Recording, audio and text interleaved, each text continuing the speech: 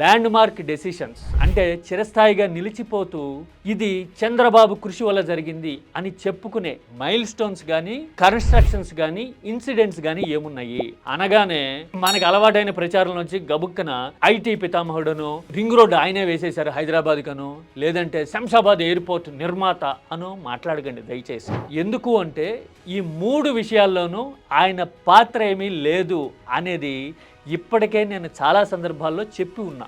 పైగా ఇప్పుడు మరోసారి మీరు స్క్రీన్ మీద చూస్తున్నారు, నేదురుమల్లి జనార్దన్ రెడ్డి హయాంలో సైబర్ టవర్స్ కి శంకుస్థాపన జరిగితే మన్మోహన్ సింగ్ వైఎస్ఆర్ కాంబినేషన్ లో ring road Shamshabad airport start అవడమే కాదు పూర్తి అవడానికి కూడా చూసాం. అలాంటప్పుడు క్రెడిట్ చంద్రబాబుకి ఇవ్వడం అనేది ఆయన అనుకూల మీడియా ఉత్సాహంతో చేసి ఉండొచ్చు కానీ వాస్తవం మాత్రం కానే కాదు. మరి ఇంకా చంద్రబాబు హయాంలో నిర్మాణం పూర్తి చేసుకున్నవి కానీ ల్యాండ్ మార్క్ కనిపించే పరిణామాలు కానీ ఇంకా ఏమున్నాయి నాటి ఉమ్మడి ఆంధ్రప్రదేశ్లో కానీ ఇప్పుడు కానీ ఒక్కసారి చెప్పండి చూద్దాం. దాదాపుగా లేదు అన్నదే సమాధానం.